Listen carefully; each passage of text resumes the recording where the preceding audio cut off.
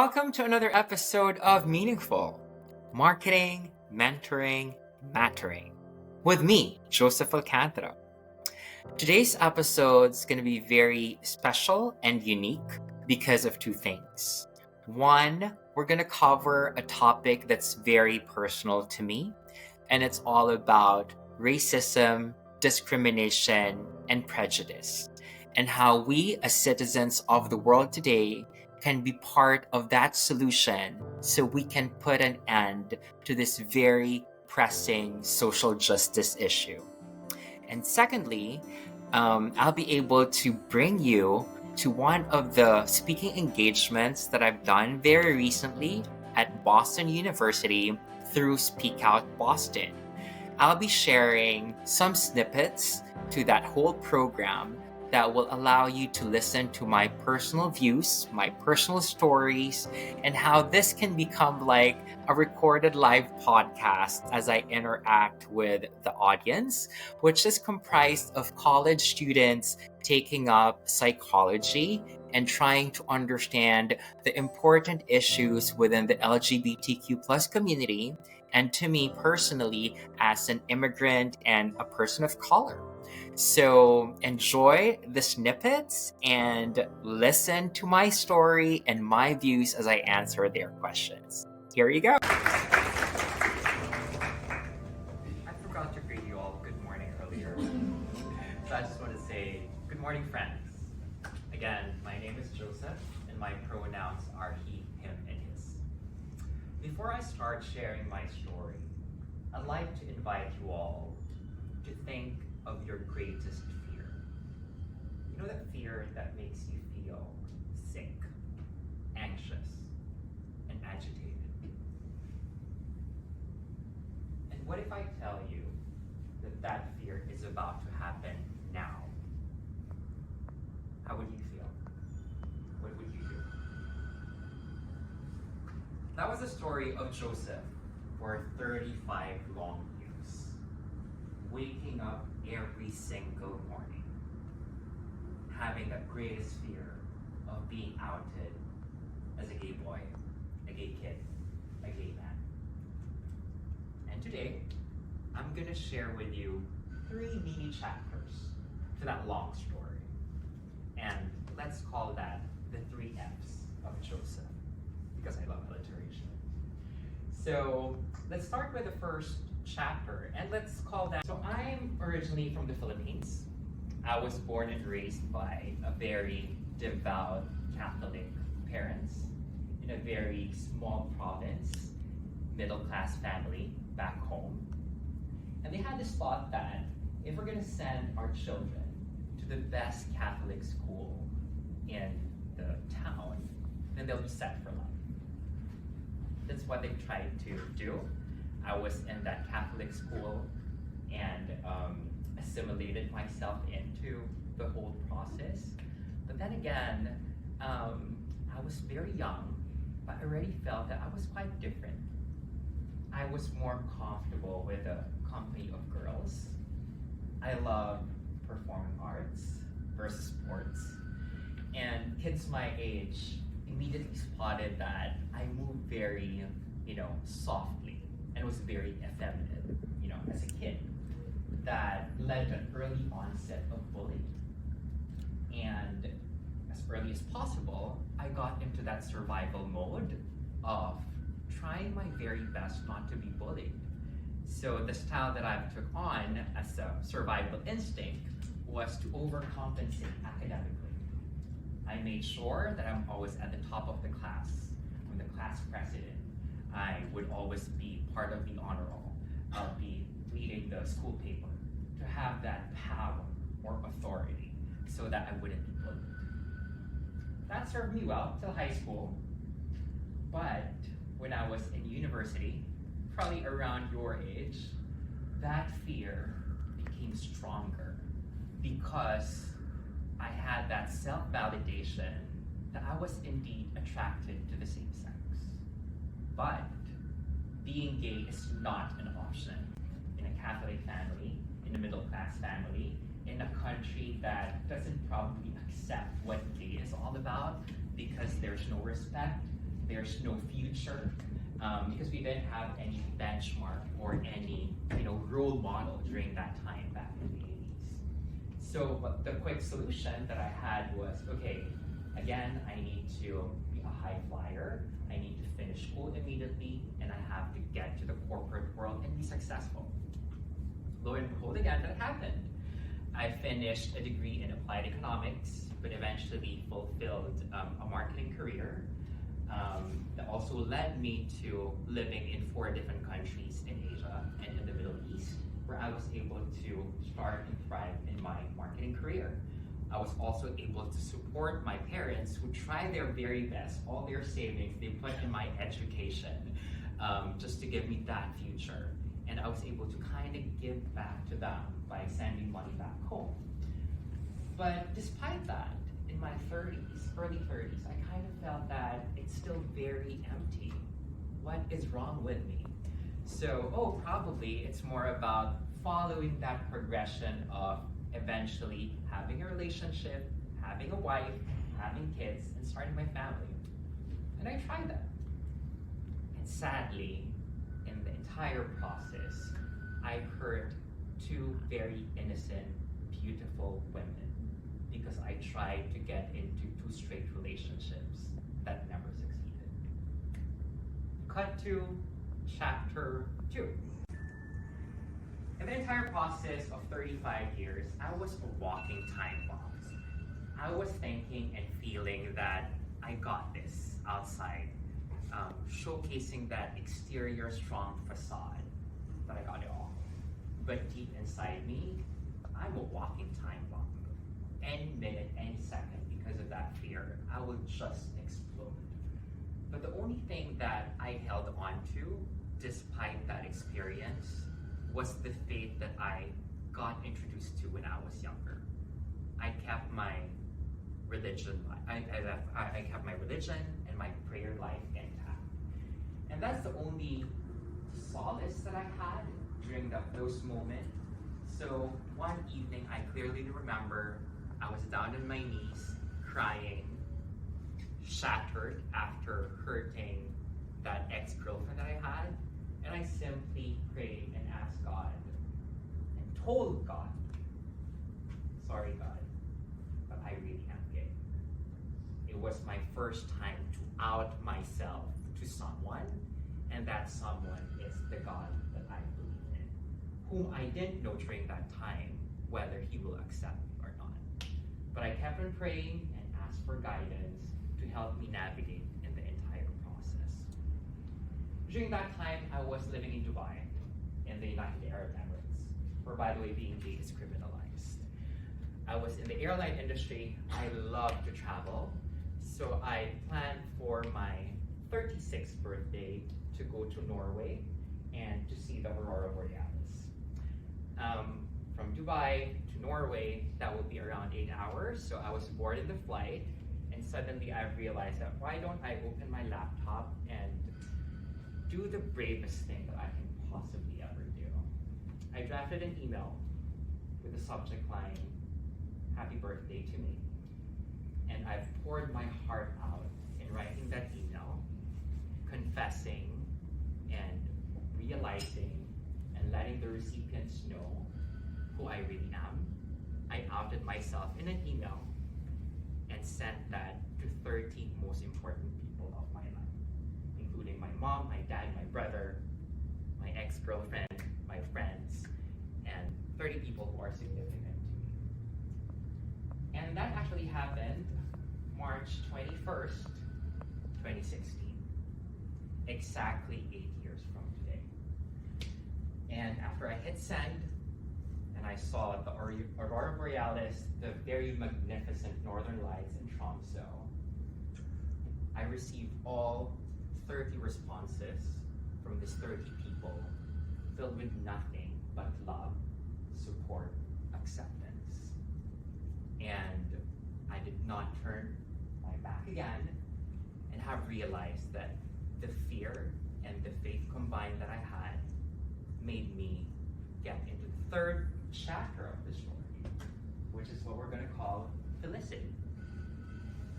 Felicity is a kind of happiness and joy that you don't get from external things, from other people, or from material things, or the shiny object syndrome that a lot of people right now are experiencing.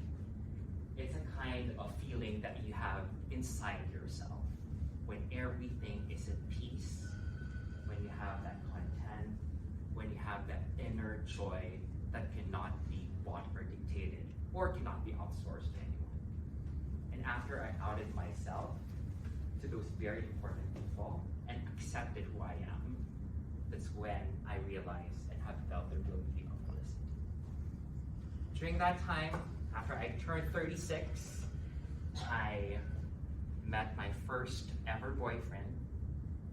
We got engaged at the 50th World Pride in New York City, right in front of Stonewall, at the top of the float of Netflix, because it was arranged by, I don't know if you guys are familiar with Queer Eye, the Fab Five. So they arranged our engagement. I proposed to my now husband at that float, who, by the way, is that guy taking that video. His name is Ryan, and he is now my forever. And we've been together for a beautiful 8 years, in a beautiful journey here in the US, living with freedom, with independence, realizing our dreams, and in our journey of getting into a surrogacy. We have 4 beautiful embryos waiting for a surrogate so that we can have children and begin that journey of one big happy family. Fingers crossed, hopefully. I'll end my story there, but I think the key takeaways I would want you to take in here as you think about your questions would be 3 things as well. 1, let's overcome fear. The fear of the unknown in the LGBTQ plus community by trying to be aware, to understand, to gain learnings, to eventually find that meaningful compassion about the uniqueness of the community. Number 2 is to embrace faith. Faith in the goodness of people, and the good intentions, and the goodness and the variety of us all. Because being different is great.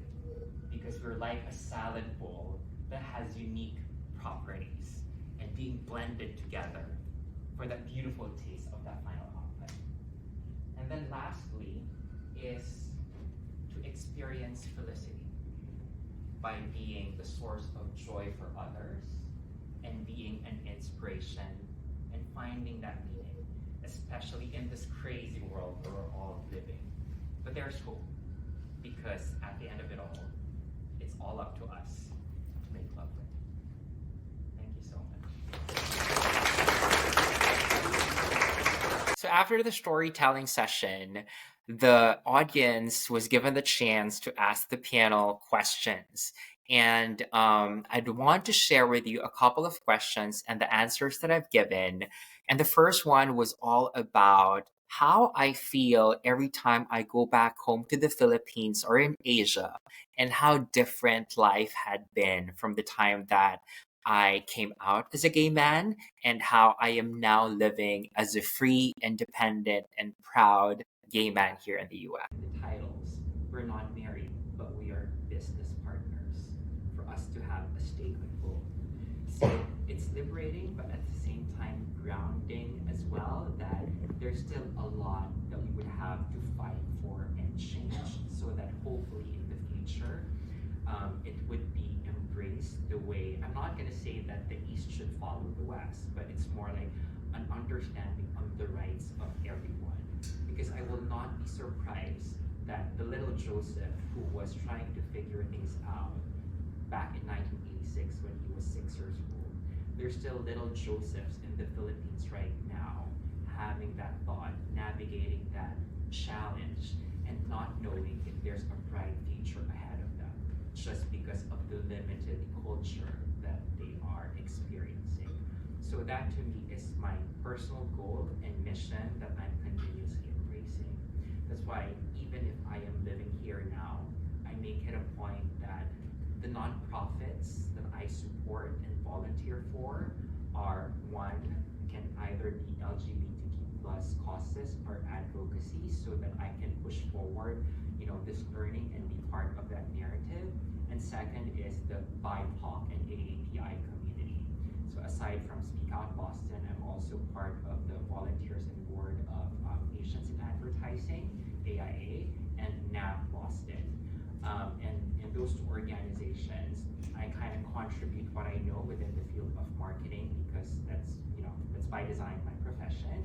And also at the same time for NAP Boston, those who are trying to be professionals. I volunteer in their mentorship program. I have 2 mentees who are people of color as well. And I am sharing my stories and my best in terms of inspiring them by simply letting them know that if I've experienced this and this is where I am now, you can definitely do better, because there are ways for us to be able to thrive. So whether I'm here or back home in the Philippines or in Asia, it's more like that conscious effort that yes, I am free and happy, but going back to the roots and realizing that the job doesn't end there, because my happiness should not be the only source of why I am doing this, but to kind of give back and inspire those who would be needing those. And the second interaction that I want to share here was when a member of the audience asked if we experienced regret growing up, understanding how difficult and challenging our journey was, and where we are today, and how we are dealing with that regret. Your first question is that if we had regrets, in that journey. When I was experiencing that part of my life, right at that moment, I was angry, I was sad, I was upset. I was feeling that kind of regret. But fast forward to where I am right now, I realized that it was not a regret, because I needed to experience that to experience the peace and the joy that I have inside me right now. Had I not experienced those failures, those difficulties and challenges, I wouldn't be as open and as peaceful as I am today. So I would treat it, and I borrow what Ananda's mentioned, I would treat it as time heals all wounds, and taking time to understand what the end of the story would be very important. Because I'll be honest, yes, after I came out 8 years ago, I felt free as a bird. But now the anxiety that I have is that if you will have children, how can I explain to that child that you have 2 dads? How can I make sure that my child would have that safety in a place where he or she may be bullied because of they having 2 dads, for example? How can I introduce my kid to my family back home in the Philippines that they are coming from parents of 2 dads, and the questions of, oh, none of you would have an egg, one is a sperm. How did that happen, right? So that's where my anxiety is right now, and it doesn't end. So the point there for me to tell you is more about the journey never stops. It doesn't mean that you've accepted yourself, you've outed yourself, you want to be open to everyone. Everything will be at peace, and everything would be, rainbows and unicorns, because life will be so boring if that would be the case. So I think it's a matter of embracing the reality of not everything's going to be great and perfect, but as time heals, as wounds heal, things will eventually be okay. Like, for example, the ex-girlfriend that I hurt so much, today we are friends, and she even met Ryan in one of the barbecues that we had.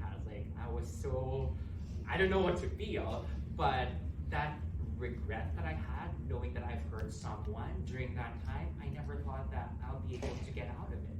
But eventually, years have passed and everything went okay. So enjoy the process. Being gay is beautiful. And that for you is a sneak preview of a speaking engagement that I typically do with SpeakOut Boston. If you want to check out SpeakOut Boston, it's the oldest LGBTQ plus speakers bureau here in the US. Go to their website, speakoutboston.org. And if you want to find out more and you would want us to visit your schools, your offices, your faith community, your library, or your town, feel free to reach out to us, and we'll be very happy to discuss and see how we can help each other to amplify the importance of equality, diversity, inclusivity, and belongingness, especially within the context of the LGBTQ plus community. Thank you so much, and I hope that you enjoyed this special episode of the Meaningful Podcast.